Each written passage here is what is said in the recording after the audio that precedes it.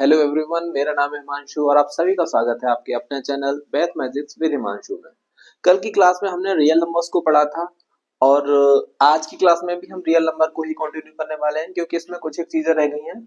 हम उनको डिस्कस करेंगे और उसके बाद आज की क्लास में हम इस टॉपिक को खत्म कर देंगे। ठीक है, तो पहली चीज जो आपकी बची हुई है वो है finding the HCF and LCM with the help of prime factorisation. तो किन्हीं भी नंबर्स के प्राइम फैक्टराइजेशन की हेल्प से हम उसका एलसीएम और एचसीएफ कैसे निकालेंगे ये हम सीखेंगे। ठीक है, तो मैंने यहाँ पे कुछ एक एग्जांपल्स ले रखे हैं। जैसे पहला एग्जांपल ये है 48 और 92। इसका हम क्या निकालेंगे, एचसीएफ निकालेंगे, फिर हम एलसीएम निकालना भी सीखेंगे और उसके बाद इन तीन एग्जांपल्स को वन बाय वन करके सीखेंगे, देखेंगे और इनके एचसीएफ और एलसीएम निकालना सीखेंगे। ठीक है, तो सबसे पहले हम क्या लेते हैं, 48 और 92 को लेते हैं। तो 48 के पहले प्राइम फैक्टर्स निकालिए। 2 2 जा 4, 2 4 जा 8, 24, 2 12 टाइम्स, 2 6 10, 2 3 टाइम्स एंड 3 1 टाइम।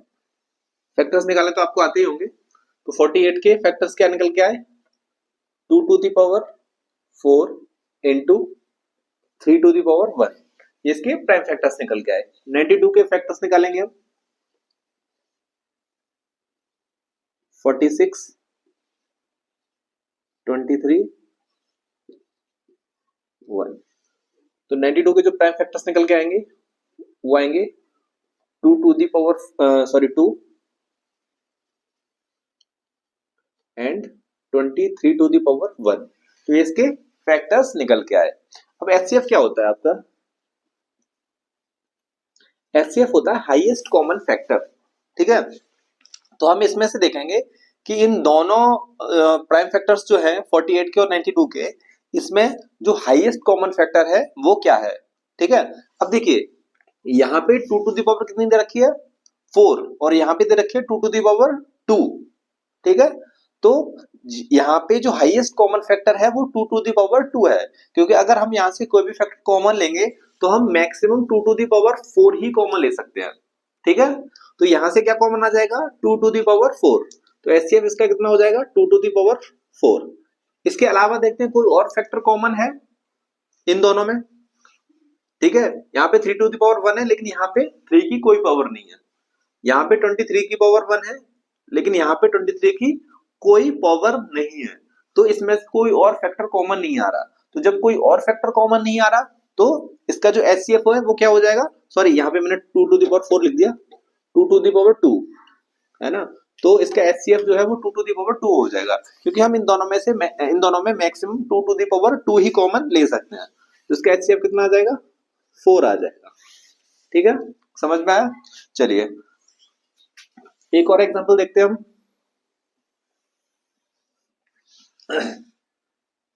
512 512 के हम क्या करते हैं, प्राइम फैक्टर्स देखते हैं क्या होता है। 2 2 5 6 128 64 32 16 8 4 2 2। देखिए 1 2 3 4 5 6 7 8 9, 1 2 3 4 5 6 7 8 9। तो इसके जो प्राइम फैक्टर्स निकल के आए 512 के, वो कितने आए, 2 टू द पावर 9। अब हम क्या किसके निकालेंगे, 1728 के, 1728 के फैक्टर्स निकालेंगे। इसको इरेज कर दे रहा हूं।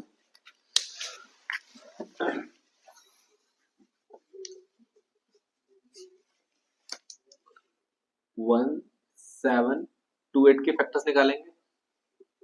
2 8 जा 6 जा एंड 4 जा, 2 4 जा 3 जा 2 जा, 2 2 जा 1 जा 6 जा, 2 1 जा 0 8, 2 5 4, 2 2 7, 3 9 3 3 जा 3 1, ठीक है।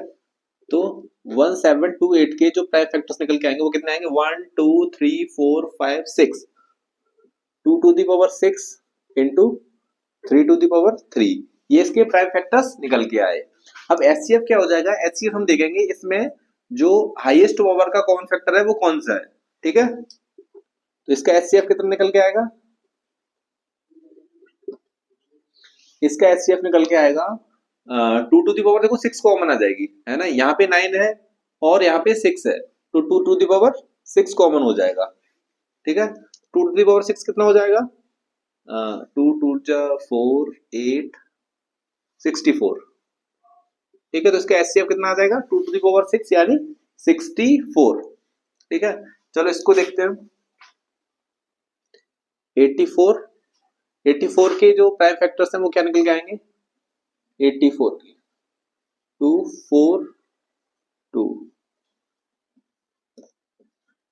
3 7 7 1, तो इसके फैक्टर्स निकल के आए 2 to the power 2 into 3 to the power 1 into 7 to the power 1, 102 के देखेंगे 2 5 1 3 17 17 1, तो 102 के प्राइम फैक्टर्स क्या निकल के आएंगे, 2 to the power 1 3 to the power 1 17 to the power 1। तो देखो इसका एचसीएफ कितना निकल के आएगा, एचसीएफ हम कॉमन फैक्टर्स देखेंगे तो इसमें एक कॉमन फैक्टर आ रहा है केवल, यहाँ पे 2 की पावर 2 है और यहाँ पे 2 की पावर 1 है, तो ये 2 आ जाएगा यहाँ पे कॉमन। अब देखिए यहाँ पे 3 कॉमन आ रहा है, यहाँ पे 3 की पावर 1 है और यहाँ पे भी 3 की पावर 1 है, तो 3 हो जाएगा। तो इसका एचसीएफ कितना हो जाएगा, 3 into 2 to the power 3 into 2 कितना हो जाएगा, 6 हो जाएगा। तो इसका क्या हो जाएगा, एचसीएफ। तो हमने प्राइम फैक्टराइजेशन की हेल्प से एचसीएफ निकालना सीखा। अब हम देखते हैं कि हम प्राइम फैक्टराइजेशन की हेल्प से एलसीएम कैसे निकालेंगे, ठीक है। तो आपको कुछ नहीं करना है, सेम चीज करनी है, लेकिन इसमें एचसीएफ में क्या होता है, हम कॉमन फैक्टर ले लेते हैं और कॉमन फैक्टर लिखते हैं, ठीक है। और एलसीएम में क्या होता है, हम कॉमन फैक्टर तो लिखते ही हैं, उसके बाद जो बचे हुए फैक्टर्स होते हैं ना, फैक्टर्स को कॉमन लेते हैं और बचे हुए फैक्टर्स को भी आपस में मल्टीप्लाई में लिख देते हैं, तो वो हमारा क्या हो जाता है, एलसीएम हो जाता है, ठीक है। जैसे इसमें देखो जैसे 48 का और 92 का जो प्राइम फैक्टर्स है वो कितना, इसमें कॉमन कितना आया था, 2 टू द पावर 2 कॉमन आया, ठीक है। एलसीएम निकाल रहे हैं, ठीक है। देखो यहाँ पे 2 टू द पावर 2 कॉमन आ रहा है, वो हम लिख देंगे। उसके बाद अब देखो 2 की पावर में इस 2 की पावर 2 को लिखने के बाद और कितने कॉमन फैक्टर बचते हैं, ठीक है, और कितने फैक्टर बचते हैं। देखो 2 टू द पावर 2 यहां से ले लिया, 2 टू द पावर 2 यहां से ले लिया, और जब कॉमन लेने के बाद इसमें क्या बचेगा, 2 टू द पावर 2 बच जाएगा, तो हम उस 2 टू द पावर 2 को भी लिख लेंगे, ठीक है। फिर है ना, बचा हुआ इसमें कौन सा फैक्टर बचा, 3, उसको लिख देंगे। फिर इसमें कितना बचा, 23, 23 को भी लिख देंगे, ठीक है। तो यही इसका क्या हो जाएगा, एलसीएम हो जाएगा। तो एलसीएम कितना आएगा, 2 to the power 4 into 3 into 23, ये कितना आ जाएगा, 16 इंटू 69, मल्टीप्लाई करेंगे तो हमारा क्या आ जाएगा, एलसीएम आ जाएगा। तो मल्टीप्लाई करिए, 69 जा 144 कैरी 14 96 96 96 एंड 14 कितना हो जाएगा, 110, ठीक है। तो ये क्या आ जाएगा, इसका एलसीएम आ जाएगा। इसका एलसीएम कैसे निकालेंगे हम, इसका एलसीएम निकालने के लिए कुछ नहीं करेंगे, सबसे पहले हम देखेंगे कि कॉमन फैक्टर क्या है। कॉमन फैक्टर में 2 टू द पावर 6 लिया हुआ था, देखो इसमें, ठीक है। तो 2 की पावर 6 पहले लिख देंगे, ठीक है। अब 2 की पावर 6 यहां से चला गया, तो यहाँ पे क्या बचेगा, 2 की पावर 3, तो हम 2 की पावर 3 लिख देंगे, ठीक है। अब देखो इसमें तो कोई फैक्टर बचा नहीं, 512 में तो कोई फैक्टर बचा नहीं, यहाँ पे एक फैक्टर बचता है 3 टू द पावर 3, तो 3 टू द पावर 3 भी यही लिख देंगे, तो वो हमारा क्या हो जाएगा, एलसीएम हो जाएगा। तो ये कितना हो जाएगा, 64 इंटू 8 इंटू 27 मल्टीप्लाई कर लेंगे।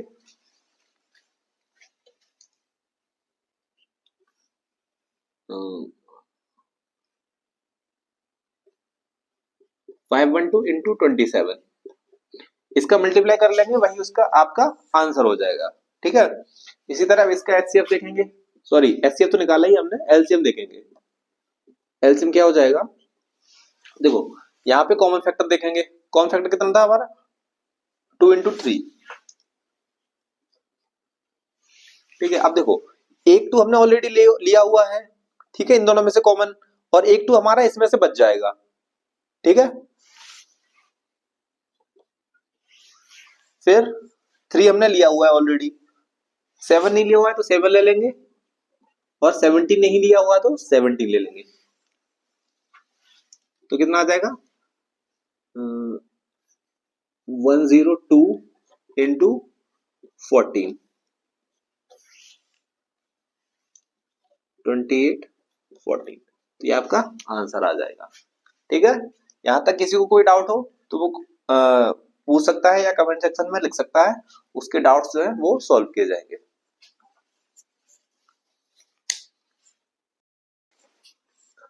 चलिए अब हम इस क्वेश्चन को करते हैं। क्वेश्चन है prove that under root 3 is an irrational number. तो हमें क्या प्रूव करना है, अंडर रूट 3 को इरेशनल नंबर प्रूव करना है। तो हम यहाँ पे सबसे पहले ये मानेंगे कि अंडर रूट 3 इरेशनल ना होकर रेशनल है। ठीक है, और उससे हम प्रूव करेंगे कि ये जो अंडर रूट 3 है वो इरेशनल नंबर है। इसी तरह का क्वेश्चन हमने कल भी किया था, तो लगभग उसी टाइप का क्वेश्चन है, तो देखते हैं। Let under root 3 is a rational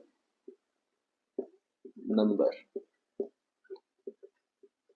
ठीक है, और जब ये रेशनल नंबर है तो ये ऑब्वियसली पी वाई क्यू की फॉर्म में होगा, है ना, क्योंकि रेशनल नंबर क्या होता है पी वाई क्यू की फॉर्म में होता है, और इरेशनल नंबर जिसको हम पी वाई क्यू की फॉर्म में नहीं लिख सकते हैं। तो मानते हैं let under root 3 is equal to P by Q. ठीक है, where P and Q are coprime. Coprime का मतलब क्या होता है, 9th में हमने पढ़ा था, इसका मतलब होता है HCF of P and Q will be 1। ठीक है, कोप्राइम का मतलब होता है इन दोनों का HCF जो है वो 1 रहेगा। इट मींस कि इन दोनों में कोई भी कॉमन फैक्टर नहीं होगा। ठीक है, तो हमने ये माना under root 3 is equal to P upon Q, तो स्क्वायर करेंगे, ऑन स्क्वायरिंग बोथ साइड्स, दोनों साइड्स का अगर स्क्वायर कर देंगे तो क्या हो जाएगा 3 इज इक्वल टू हो जाएगा P square upon Q square. ठीक है, तो P square is equal to कितना हो जाएगा 3Q स्क्वायर। ठीक है, ये आपका इतना हो जाएगा। ठीक है, अब आप यहां पे देखिए कि ये जो P स्क्वायर है वो 3 से डिवाइड कर रहा है, तो यहां से क्या निकल के आ जाएगा Q square is equal to आ जाएगा P स्क्वायर अपॉन 3। ठीक है, तो आपने फंडामेंटल थ्योरम ऑफ अरिथमेटिक में पढ़ा था कि अगर कोई भी नंबर किसी भी नंबर के स्क्वायर को डिवाइड कर रहा है तो वो, जैसे कि ये यहाँ पे किसको 3 किसको डिवाइड कर रहा है P स्क्वायर को डिवाइड कर रहा है, तो जब 3 P स्क्वायर को डिवाइड कर रहा है तो 3 तो जो मतलब 3 जो है वो P को भी डिवाइड करेगा, तो 3 P को भी डिवाइड करेगा। क्यों करेगा, पहले तो ये P स्क्वायर को डिवाइड कर रहा है, जब ये P स्क्वायर को डिवाइड कर रहा है तो P 3 को भी डिवाइड करेगा। ठीक है, यहां तक कोई डाउट किसी को भी, क्योंकि फंडामेंटल थ्योरम ऑफ अरिथमेटिक में हमने पढ़ा था कि अगर कोई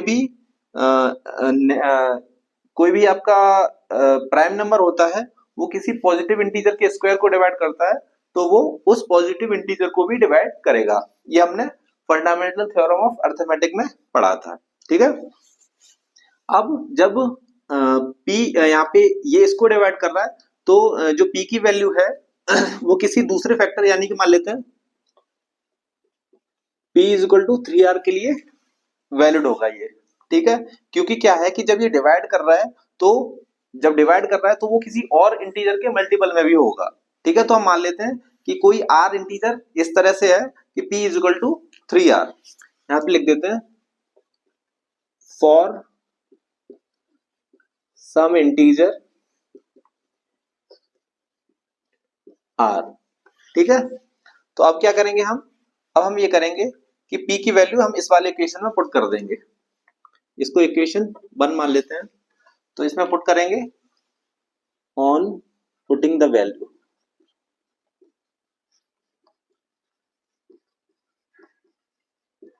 ठीक है, तो यहाँ पे p की वैल्यू पुट करेंगे तो यहाँ पे कितना हो जाएगा 3r का square is equal to 3q का स्क्वायर। इसको यहाँ पे सॉल्व कर लेते हैं,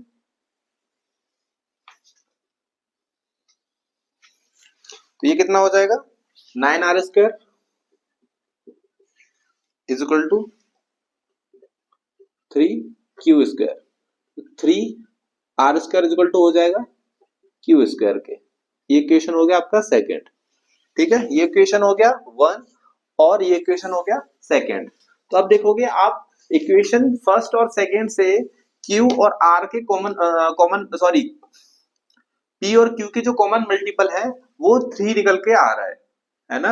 इसका मतलब क्या है कि 3 जो है वो p और q का क्या हो जाएगा HCF हो जाएगा, यानी कॉमन फैक्टर निकल के आ जाएगा। जबकि इनिशियली हमने क्या माना था, हमने ये माना था p और q जो है वो को प्राइम है ना। लेकिन ये यहाँ पे इस स्टेटमेंट के बाद अगेंस्ट जा रही है, तो इसका मतलब क्या हो जाएगा, इसका मतलब ये हो जाएगा कि अंडर रूट 3 रेशनल नंबर ना होके इर्रेशनल नंबर है। ठीक है, हेंस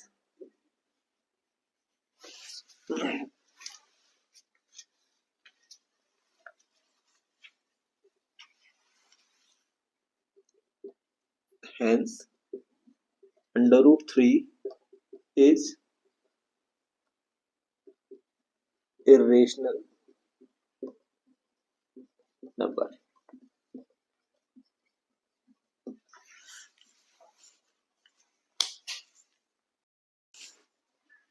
आइए अगला क्वेश्चन करते हैं। अगला क्वेश्चन है prove that under root 5 is an irrational number. तो सेम उसी क्वेश्चन के जैसे होगा, इसमें हम क्या मानेंगे अंडर रूट 5 को रेशनल नंबर मानेंगे और बाद में प्रूव कर देंगे कि ये इर्रेशनल नंबर है। ठीक है, मानते हैं let under root 5 is a rational number. Rational number, तो जब रेशनल नंबर है तो ये पी वाई क्यू की फॉर्म में होगा। So under root 5 will be a upon b मान लेते हैं यहाँ पे, a upon b where a and b are coprime. तो जब को प्राइम है तो इनका क्या हो जाएगा HCF of A and B कितना हो जाएगा 1 हो जाएगा। ठीक है, ये हम मान के चल रहे हैं। तो जब इसके बाद इसमें क्या करेंगे स्क्वायर कर देंगे ऑन स्क्वायरिंग। स्क्वायर करने पे हमको क्या मिलेगा 5 is equal to A square upon B square.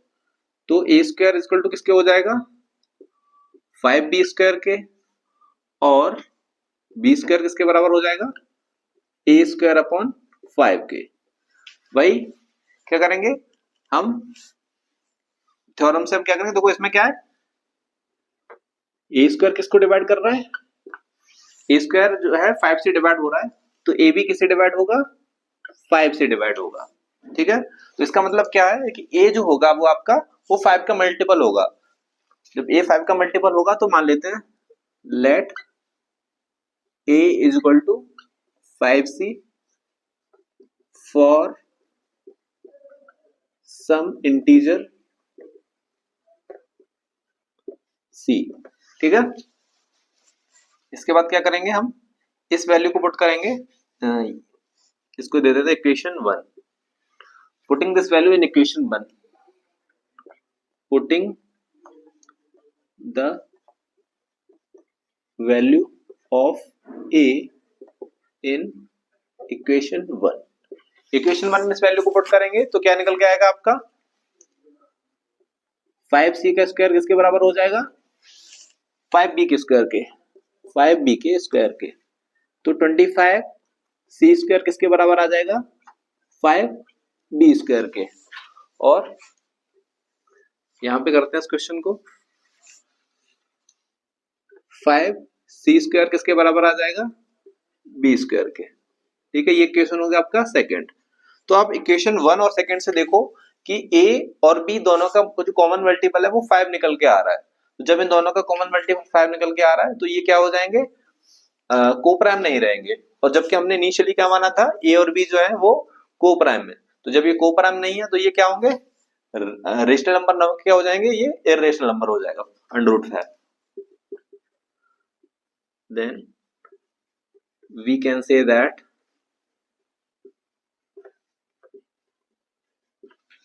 √5 is a irrational number, irrational number। इस तरह का एक क्वेश्चन आपके बोर्ड में डेफिनेटली आएगा। तो किसी भी रेशनल नंबर को हम प्रूफ कैसे करते हैं ये आप प्रिपेयर रखिएगा, ठीक है।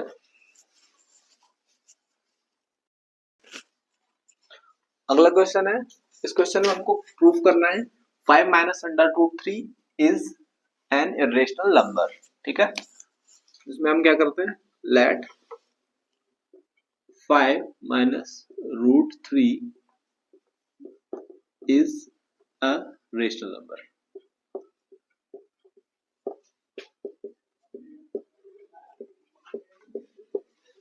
ठीक है, तो 5 माइनस √3 किसके फॉर्म में होगा, a/b की फॉर्म में होगा। तो यहां से 5 माइनस a/b किसके हो जाएगा, √3 के बराबर। तो 5b माइनस a/b ये किसके बराबर हो जाएगा, √3 के बराबर। अब हम √3 को ऑलरेडी इर्रेशनल नंबर प्रूफ कर चुके हैं, ठीक है। √3 is already an irrational number।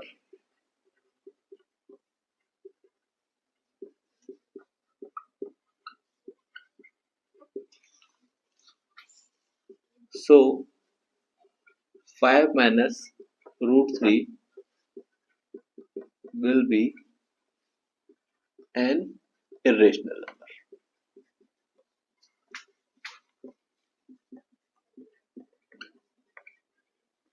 ठीक है, क्योंकि हमने क्या कर चुके हैं, √3 को ऑलरेडी इर्रेशनल नंबर प्रूफ कर चुके हैं। तो देखिए यहाँ पे हमने हम जब इसको जब रेशनल नंबर मानते हैं तो हम मानते हैं कि a और b क्या है, आपस में कोप्राइम मानते हैं, a and b are coprime. ठीक है, तो इन दोनों का डिफरेंस जो रहेगा ना, इन दोनों का डिफरेंस 5b माइनस a/b, ये भी क्या रहेगा, एक रेशनल नंबर रहेगा। तो रेशनल नंबर किसके बराबर आ रहा है, इर्रेशनल नंबर के। तो ऐसी कंडीशन में क्या हो जाएगा कि ये जो है a/b वो क्या नहीं रहेगा, आपका रेशनल नंबर नहीं होगा, ये होगा इर्रेशनल नंबर। ठीक है,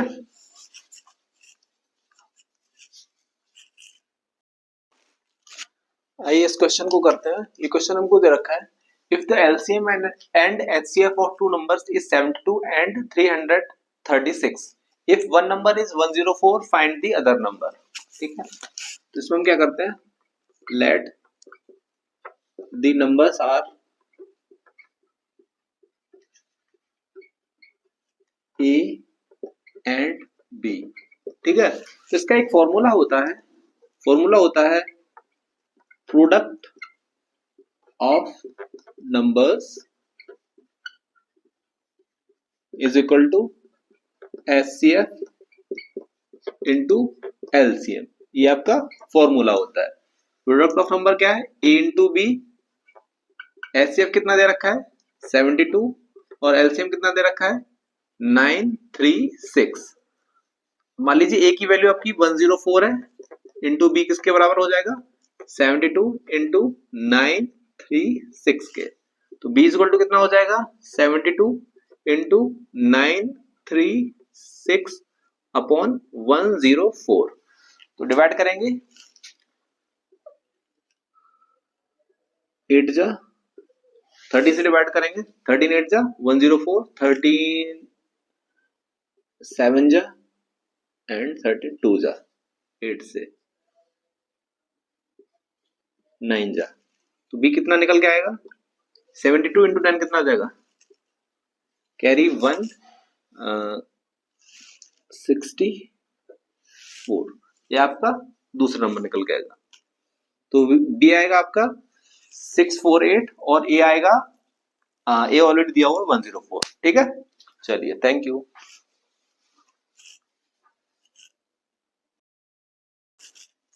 इसी के साथ आपकी रियल नंबर की क्लास यहीं खत्म होती है। अगली क्लास में हम पॉलिनोमियल को पढ़ेंगे। अगर आपको आज की क्लास पसंद आई हो तो इसको ज्यादा से ज्यादा शेयर करिए अपने दोस्तों के बीच और इसको लाइक करिए, चैनल को सब्सक्राइब करिए। Thank you.